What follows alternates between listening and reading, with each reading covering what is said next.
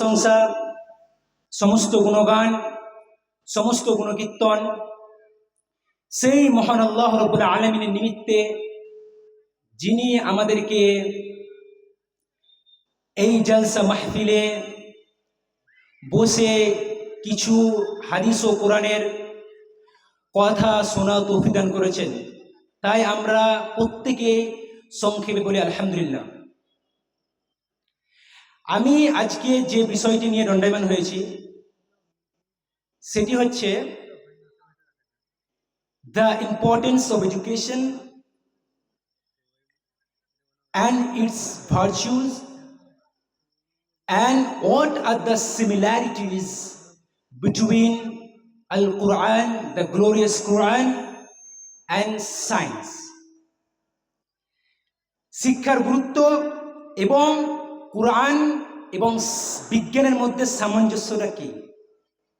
এটা অনেক vast topic, অনেক বড় টপিক, কিন্তু সময় খুব সংকীর্ণ, অতএব আমি খুবই তাড়াতাড়ি বলার চেষ্টা করব।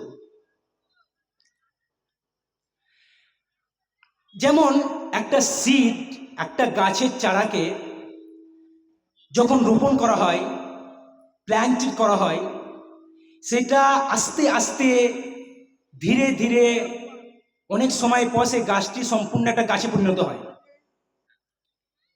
সেম কেস আমাদের মানুষেরও যে সাইকোলজি আছে, ব্রেন সাইকোলজি, যেটা আমরা ভাবি, চিন্তা করি, আস্তে আস্তে একটা জিনিস আমাদের ব্রেনে সেটা গাছের মতো বীজ রোপণ যেভাবে মানে গাছের মতো গাছ তৈরি হয়।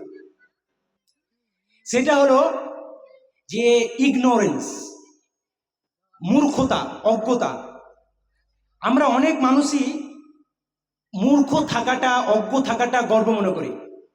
আমরা ভাবি যে হয়তো অতি শিক্ষিত হয়ে গেলে আমাদের কাছে আল্লাহর কাছে জবাবদিহি হতে হবে, আল্লাহ আমাদেরকে ধরবেন, তখন আমাদেরকে বলতে হবে, কোনো এক্সকিউজেস থাকবে না, যে তখন আমরা বলে দেবো যে আমরা তো জানতাম না, আমরা তো হাদিস কোরআন পড়িনি, একটা এক্সকিউজ দেখিয়ে আমরা বেঁচে যাব। কিন্তু তা কিন্তু নয়।